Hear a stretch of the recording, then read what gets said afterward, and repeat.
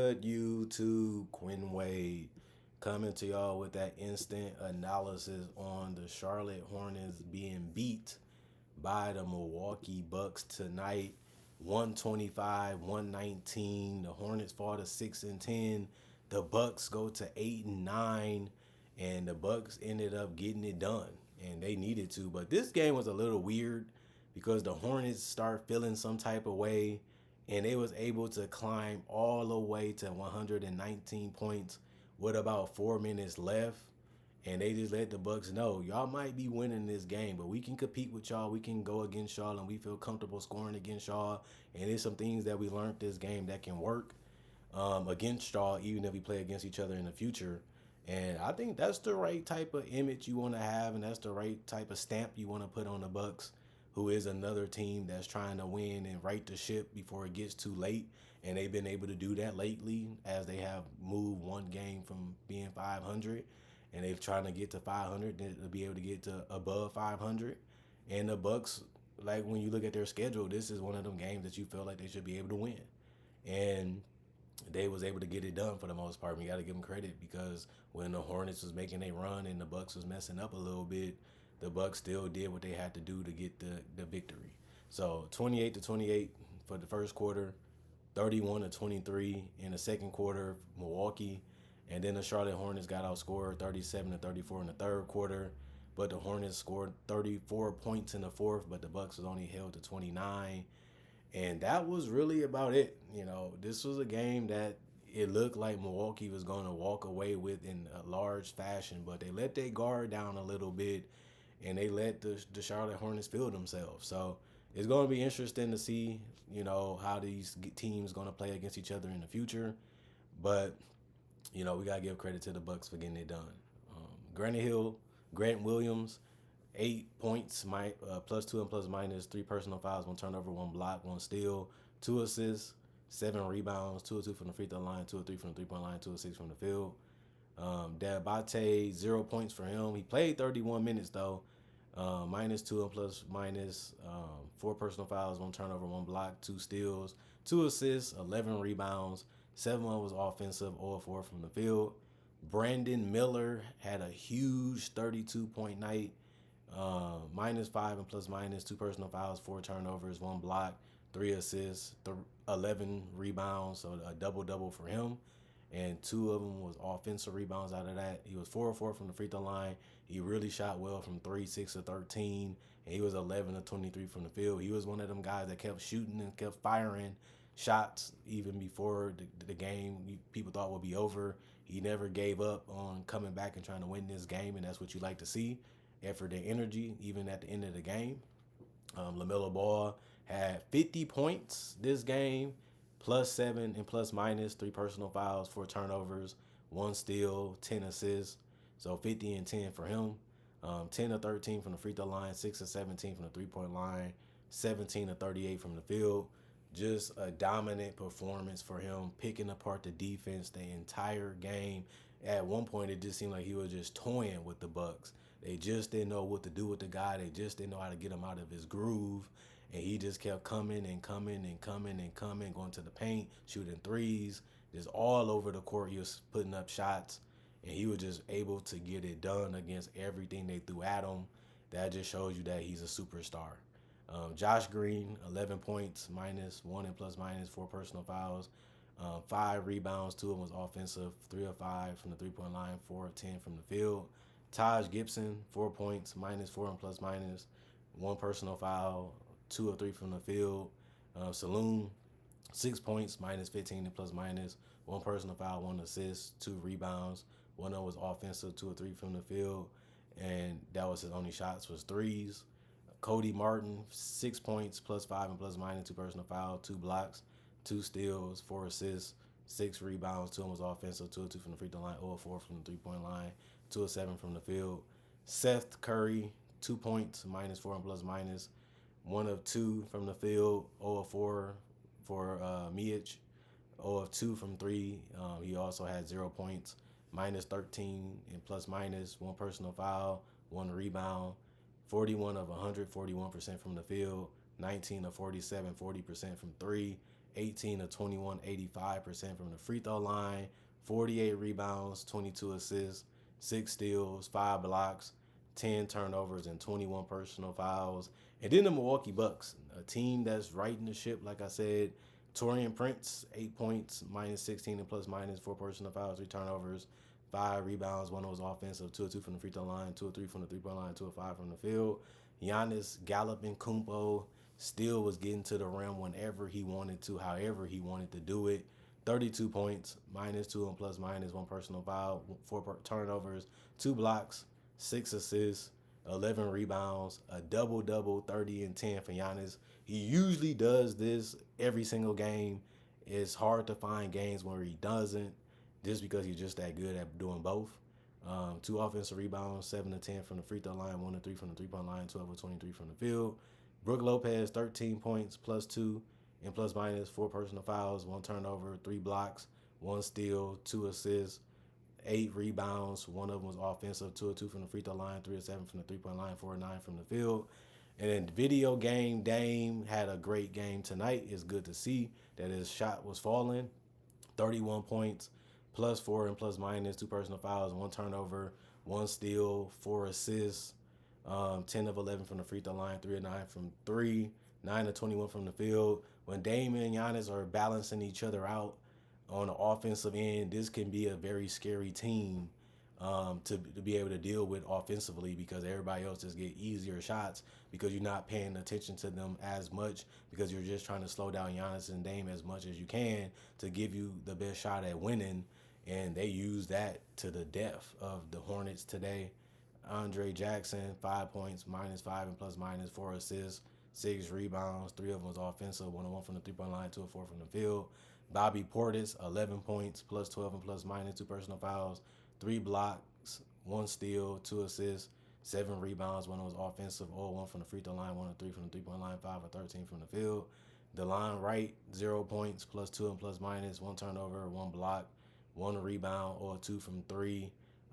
He was also only shots that he took, no free throws either. Gary Trent continues to have a great performance off the bench. They needed it. This is what they picked him up for, to give him floor spacing and shot creativity. And he had 16 points, plus 13 and plus minus, 3 personal fouls, 2 turnovers, 2 assists, 3 rebounds, 1 was offensive, 4 of 5 from the 3-point line, 6 of 8 from the field. And AJ Green continues his sharp shooting ability. He was 3 of 4 from 3. That was his only attempts. No free throws, 6 rebounds, 1 was offensive, 2 turnovers, 6 personal fouls. He fouled out, plus 20 and plus minus 9 points. It was a lot of guys that didn't play today, and some guys was already ruled out because the coaches made those decisions. 43 of 89, 48% from the field, 18 of 37, 48% from 3, 21 of 26, 80% from the free throw line, 51 rebounds, 20 assists, 3 steals, 9 blocks, 14 turnovers, and 22 personal fouls. This is another day at the office.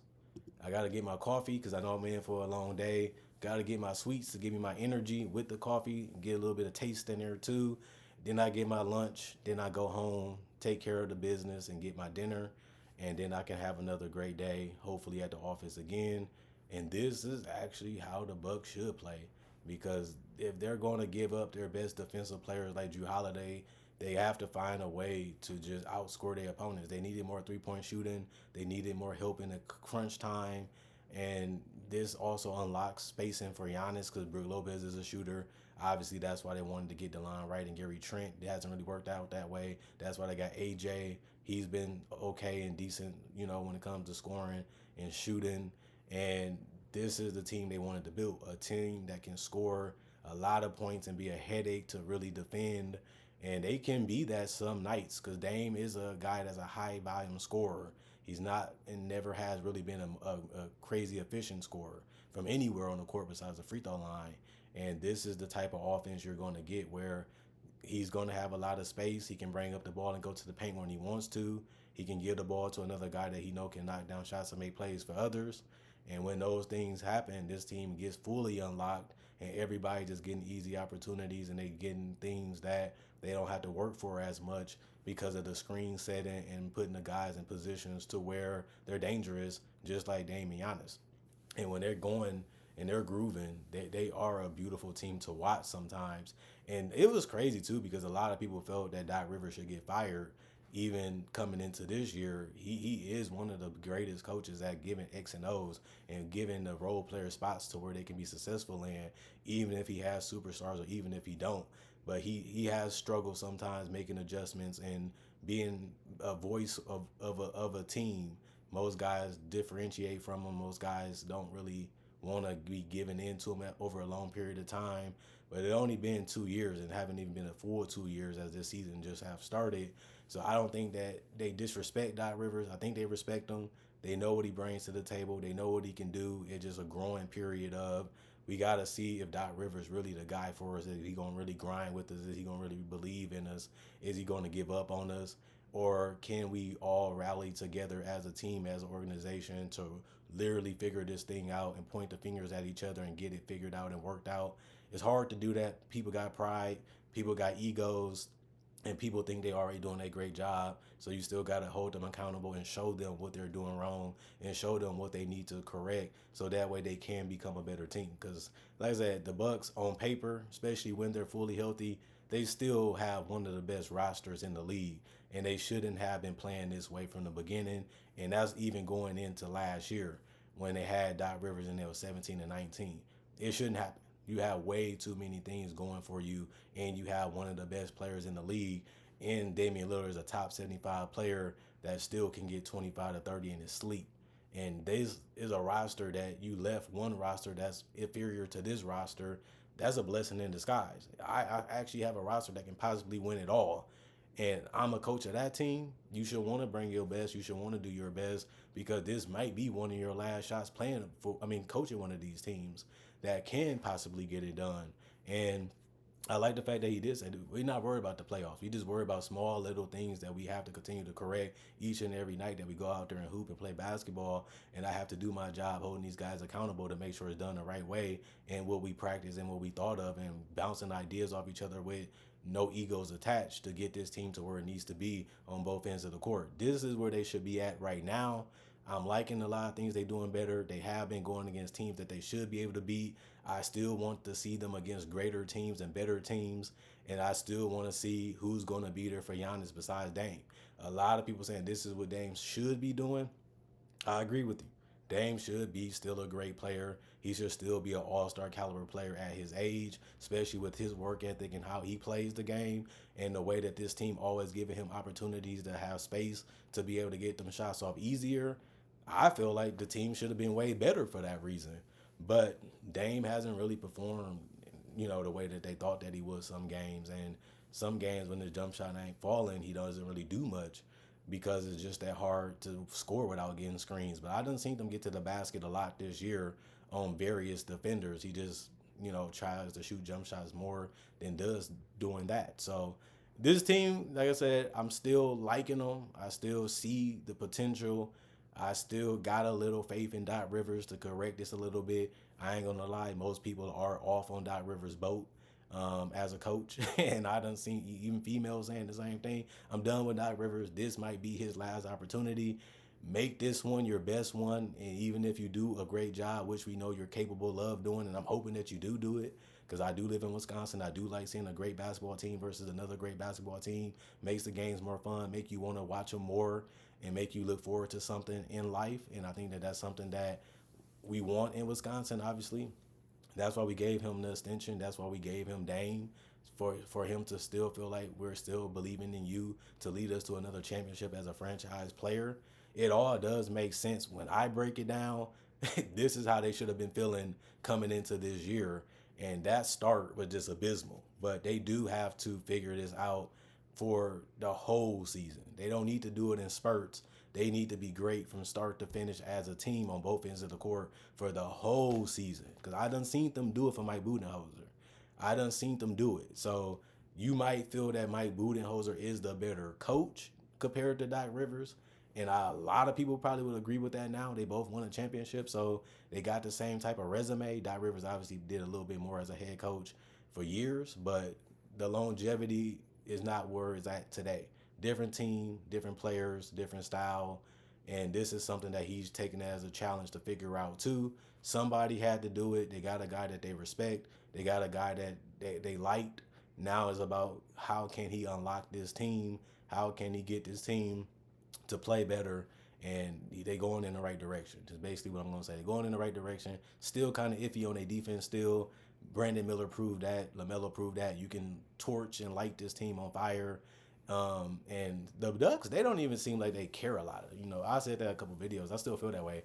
They hold their heads up and they just wonder, like, I don't know what really happened. I don't know how they scored. I don't know why they scored. But I know, let's just worry about offense. And you kind of have to correct these things because if you don't correct them, they just become the detriment of why your team isn't going to be good or why they can't really figure out why they happened. Then they're going to keep doing it over and over again. Like when you have somebody torch you for 50 points and another guy was able to get 30 plus points too, that's not a good thing for your defense, especially when most people are scoring so many points on you and you still got great to decent defenders individually and still got great interior defenders and you still can't stop nobody from getting to the paint. You still can't stop nobody from scoring how they want to score.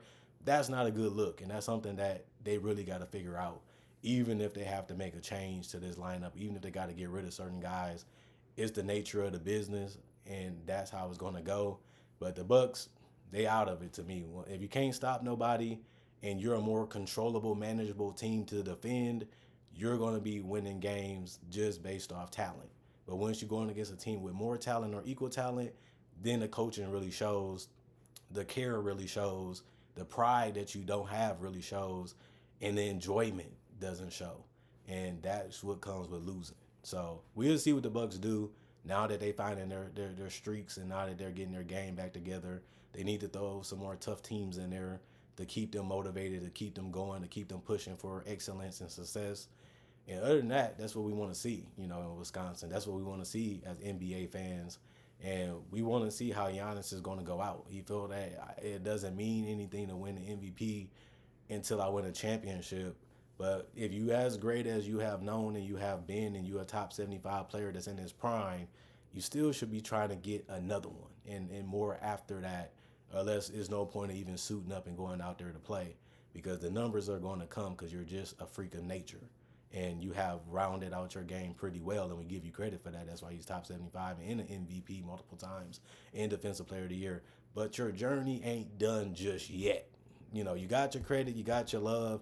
You ain't getting it as much as you used to, and that's the problem. We need a little bit more out of Giannis. I know somebody got to hold him accountable, but he's allowing some of these relaxed, nonchalant things to happen too because he's going about it that way too, and we can't let him feel that he can get off the hook just because he's putting up numbers. Other than that, I hit your guys up later. Comment, like, subscribe, share, hit the notification bell for more analysis. And if you're new to the channel, I do NBA coverage only. And I also break down legends, current players, and rookies, and other players in the future because I still make content. So you want to see more, check out my channel. I got almost 2,000 plus videos, almost 3K. So there's a lot of content on there for y'all to watch and y'all to binge watch and for y'all to catch up on. And I'll see you guys hopefully later today with more analysis.